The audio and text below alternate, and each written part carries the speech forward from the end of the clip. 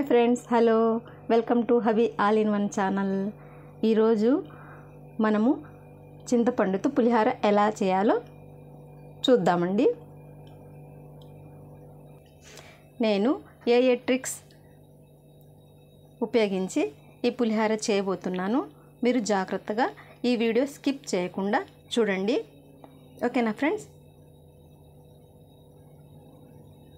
పులిహోరకి కావలసిన పదార్థాలండి: పోపు సామాను, కరివేపాకు, ఎండుమిర్చి, కట్ చేసుకున్న కొత్తిమీర, ఉడకబెట్టి పెట్టుకున్న చింతపండు రసం, కొంచెం పసుపు, రుచికి తగ్గ ఉప్పు, 1 టేబుల్ స్పూన్ పంచదార. ముందుగా నేను ఈ డబ్బా చూస్తున్నారా? ఈ డబ్బాతో అయితే 2 డబ్బాలు బియ్యం తీసుకుంటున్నాను.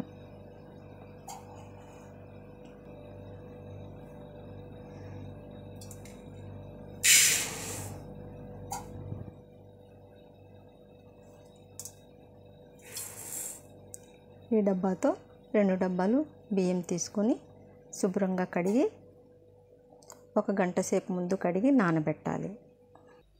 మీరు గ్లాసుతో కొలిస్తే 1 గ్లాసుకి గ్లాసున్నర వాటర్ పోయాలండి. డబ్బాతో అయితే డబ్బాన్నర వాటర్. మీరు దేనితో అయితే బియ్యం కొలుస్తారో ఆ కొలతలతో 1.5 వాటర్ యాడ్ చేసుకోవాలి. ఇప్పుడు నేను డబ్బాకి డబ్బాన్నర వాటర్ యాడ్ చేస్తున్నాను. నేను 2 డబ్బాలు రైస్ తీసుకున్నాను కాబట్టి 2 డబ్బాలకి డబ్బాన్నర 3 డబ్బాల వాటర్ యాడ్ చేసుకోవాలి.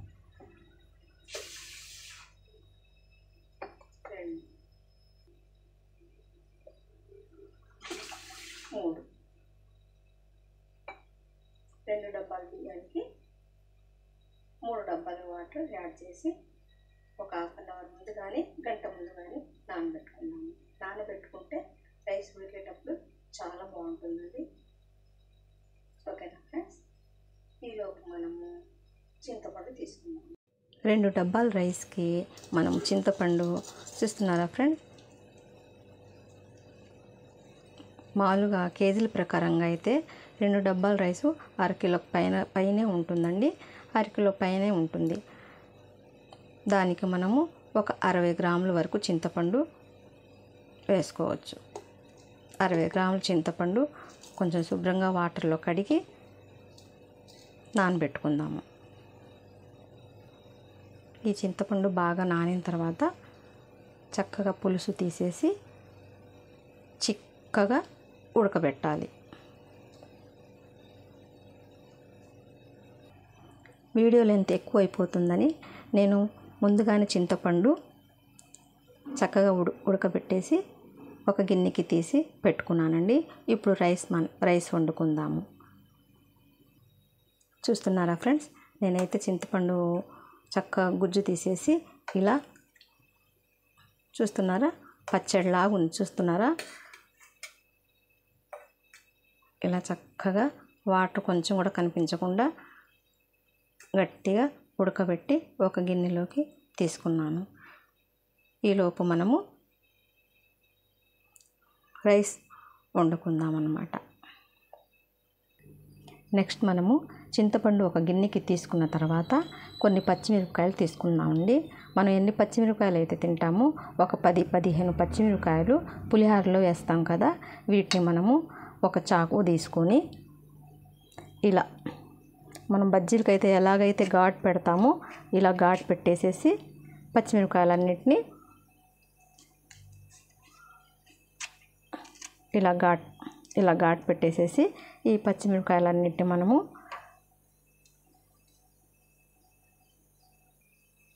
ఇలా అన్ని పచ్చిమిరపకాయలు కట్ చేసుకుని ఈ కట్ చేసుకున్న పచ్చిమిరపకాయలని వేడిగా ఉన్న ముందుగానే ఉడకపెట్టి పెట్టుకున్నాం కదండి చింతపండు రసం, ఈ రసంలో ఈ పచ్చిమిరపకాయలన్నింటినీ వేసేసి కొంచెం ఇలా కింద పైన చేసేసేయాలి.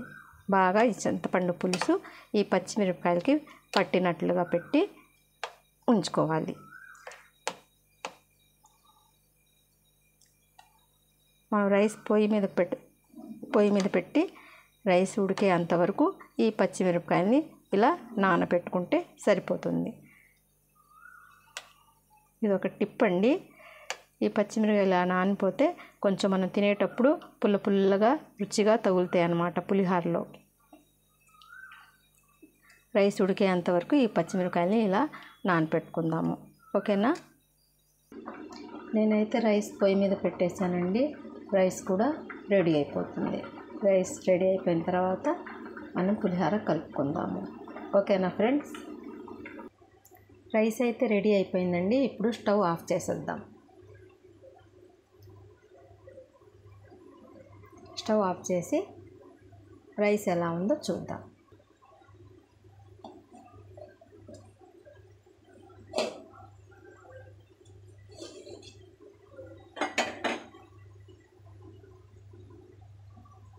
రైస్ పొడిలాడుతూ చాలా బాగుందండి. ఇప్పుడు వేడి రైస్లో మనము 2-3 టేబుల్ స్పూన్ ఆయిల్, పసుపు, కొంచెం సాల్ట్ యాడ్ చేసుకుందాం.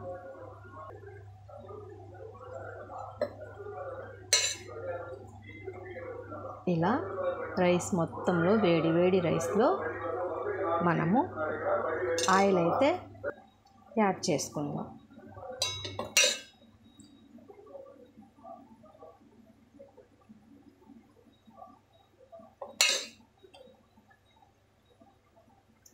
ఇలా ఆయిల్ యాడ్ చేసుకోవటం వల్ల అన్నం మరీ పొడిగాను చక్కగా ఉంటుందన్నమాట.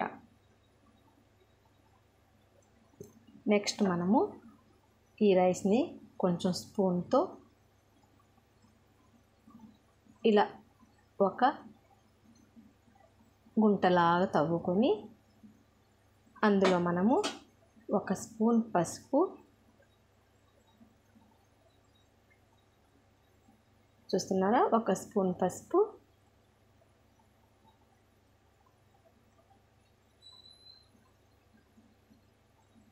ప్లస్ 1 స్పూన్ పంచదార యాడ్ చేసుకుందాం. ఇలా చింతపండు పులిహోర కానీ నిమ్మకాయ పులిహోర కానీ ఇలా చేసేటప్పుడు కొంచెం 1 స్పూన్ కానీ 1/2 టీ స్పూన్ కానీ మనం షుగర్ యాడ్ చేసుకున్నాం అనుకోండి, పులిహోర టేస్ట్ ఇంకా డబుల్ అవుతుందండి. ఇది ఒక టిప్ అన్నమాట. మా అమ్మగారు కూడా అలాగే చేసేవారు. ఇలా యాడ్ చేసి ఒకసారి మీరు కూడా తయారు చేసి చూడండి.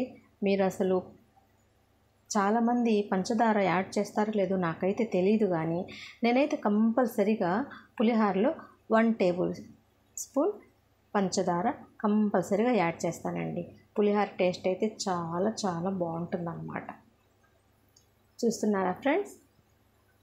రైస్ ఉడికిన తర్వాత మనము ఇంకోసారి చెప్తున్నాను, రైస్ ఉడికిన తర్వాత మనము వేడి రైస్లో 2-3 టేబుల్ స్పూన్ ఆయిల్, కొంచెం అన్నం రైస్ కొంచెం గుంటలాగా తవ్వుకొని అందులో పసుపు, 1 టేబుల్ స్పూన్ షుగర్ యాడ్ చేసుకొని మళ్ళా కొంచెం అన్నము ఇలా కవర్ అయ్యేటట్టుగా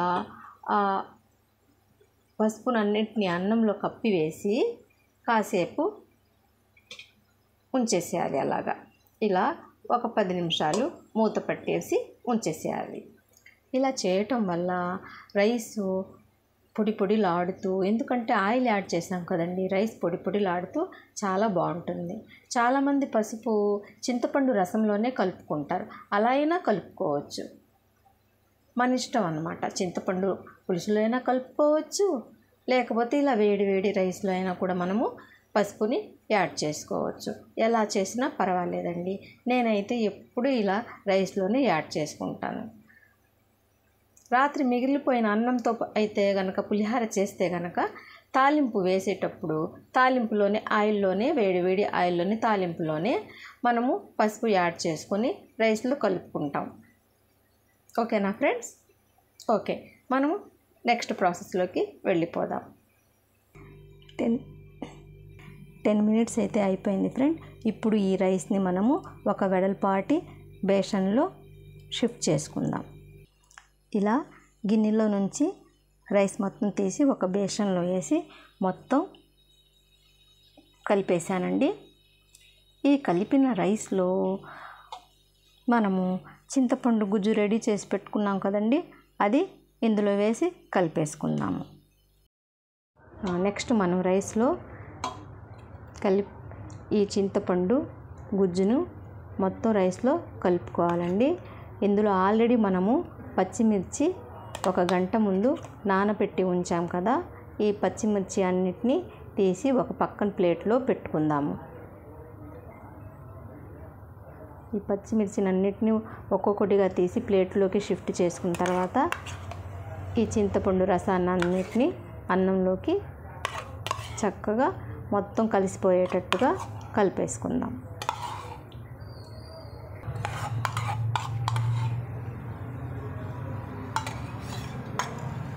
ఈ చింతపండు పులుసు అన్నిటినీ పులిహోరలో మనము ఇలా కలిపేసుకుందాం. ఇలా స్పూన్తో మొత్తం రైస్ అంతా కలిసేటట్టుగా కలుపుకొని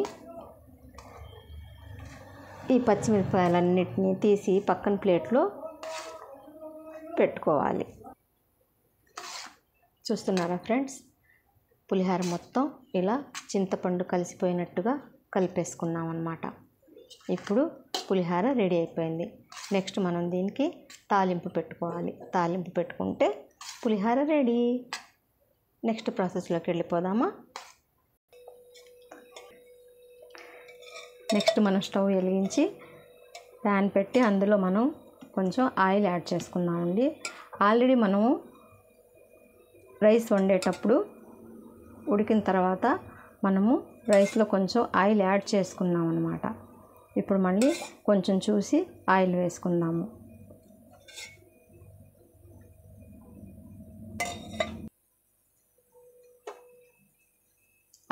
ఆయిల్ కొంచెం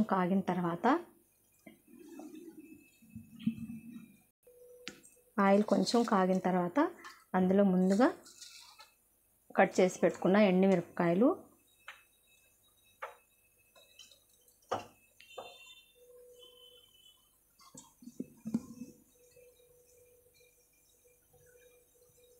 నెక్స్ట్ ఇందులో పోపు సామాను ఆవాలు, శనగపప్పు, మినపప్పు అండి, పోపు సామాను వేసి దోరగా ఫ్రై చేసుకోవాలి.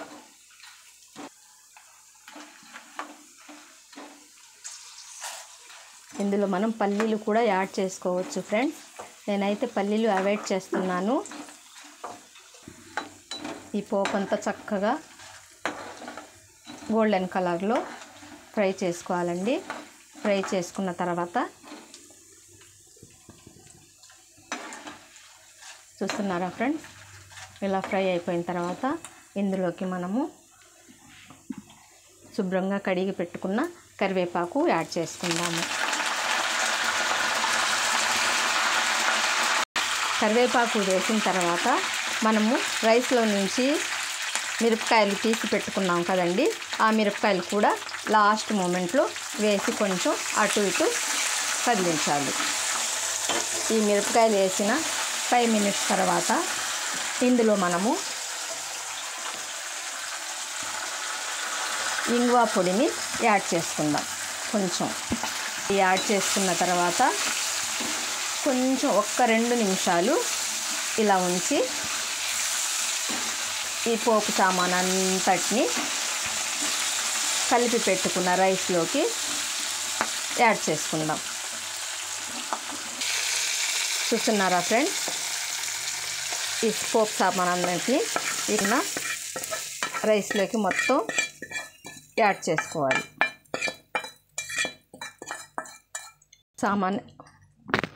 ఈ పోపు సామాన్ మొత్తం రైస్లో యాడ్ చేసుకున్న తర్వాత కట్ చేసి పెట్టుకున్న కొత్తిమీర కూడా ఈ కలిపి పెట్టుకున్న పులిలో యాడ్ చేసుకుందాం.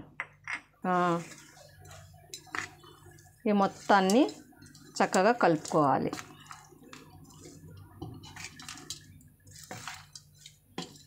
మీకు ఒకవేళ ఇందులో ఉప్పు కొంచెం తగ్గినట్లయితే కొంచెం ఉప్పు యాడ్ చేసుకోవచ్చండి. ఇలా మొత్తం కలుపుకొని చక్కగా పెట్టుకుందాం. ఈ కలుపుకున్న పులిహోరని ఒక ప్లేట్లోకి సర్వ్ చేసుకుందాం.